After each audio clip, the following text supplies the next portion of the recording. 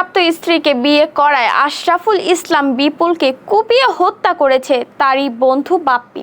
শেখহাটি জামরুলতলা এলাকার আক্তার হোসেনের ছেলে। তিনি এসআই গ্রুপের ডিপো শ্রমিক হিসেবে কাজ করতেন। নিহতের পিতা আক্তার হোসেন জানান, বাপ্পি বিপুলের বন্ধু ছিলেন। বাপ্পি মাদক সেবন ও সন্ত্রাসী কার্যকলাপে জড়িত থাকায় তার স্ত্রী সুমাইয়া তাকে তালাক দেয়। মনিরুলের ফ্যামিলি, মনিরুলের ভাই, মনিরুলের মা, মনিরুলের বোন, আর ওরা মস্তান, ওরা হলো দুনিয়ার ব্যবসায়ী, মাদক ব্যবসায়ী। ওরা মেরেছে। আমার সাথে ওর বিয়ে হয়েছে, তাই বাপ্পির ভাইয়ের সাথে আমার সম্পর্ক বিয়ে ছিল। আমি ওটা ছেড়ে দিছি। ও মারধর করতো, আমারে নেশাপান করতো। ওরা অত্যাচার করেই যায়।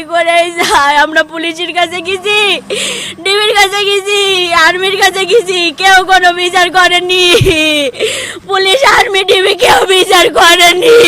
এরপর সুমাইয়া বিপুলের সাথে সম্পর্ক করে বিয়ে করে। এতে বাপ্পি ক্ষিপ্ত হয় এবং বিপুল ও সুমাইয়াকে হত্যার হুমকি দেয়। এরপর বিভিন্ন সময় বাড়ির সামনে বোমাবাজির ঘটনাও ঘটায়। বিষয়টি আইনশৃঙ্খলা বাহিনীকে জানানো হলেও কোনো প্রতিকার মেলেনি। কৌশলে অন্য লোক দিয়ে ফোন করিয়ে ডেকে নিয়ে বিপুলকে কুপিয়ে জখম করে বাপ্পি ও তার সহযোগীরা। স্থানীয়রা বিপুলকে উদ্ধার করে হাসপাতালে ভর্তি করার কিছু সময় পর সে মারা যায়। হাসপাতাল চত্বরে আহাজারি করতে দেখা যায় নিহত বিপুলের স্ত্রী সুমাইয়াকে। 6 মাসের অন্তঃসত্ত্বা এই নারী কান্নাজড়িত কণ্ঠে বলেন, বাপ্পি অনেক খারাপ ছেলে, তার সঙ্গে বনিবনা না থাকাতে আমাদের ডিভোর্স হয়। পরে বিপুলের সাথে পরিচয় হয়ে আমরা বিয়ে করি। বিয়ের পর বাপ্পি ও তার পরিবার বিভিন্ন সময়ে আমাকে উত্ত্যক্ত করত, ফোন করে আজে বাজে কথা বলতো। কয়েক মাস আগে আমার স্বামীকে উদ্দেশ্য করে বোমাও মারে। সে সময় সে প্রাণে বেঁচে যায়। কয়েকবার থানাতে অভিযোগ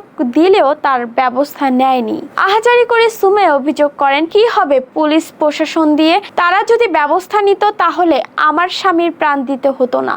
আমার পেটের সন্তানের কি হবে? আমাদের কি হবে? আমার স্বামী হত্যার বিচার চাই। আমার অনাগত সন্তানের পিতার হত্যার বিচার চাই। যশোর জেনারেল হাসপাতালের জরুরি বিভাগের চিকিৎসক ডক্টর মোহাম্মদ শাকিরুল ইসলাম জানান, বিপুলের শরীরের একাধিক স্থানে আঘাতের চিহ্ন ছিল। তাকে ভর্তি করে ওয়ার্ডে পাঠানোর পর তিনি মারা যান। অতিরিক্ত রক্তক্ষরণের কারণে তার মৃত্যু হয়েছে বলে জানিয়েছে এই চিকিৎসক। বিষয়টির সত্যতা নিশ্চিত করে যশোর কোতোয়ালি থানার ওসি আব্দুল হাসনাত জানান, খবর পেয়ে পুলিশের একাধিক টিম ঘটনাস্থলে গিয়েছে। হামলাকারীর তথ্য নিয়ে অভিযান শুরু হয়েছে এবং মামলা প্রক্রিয়াধীন রয়েছে।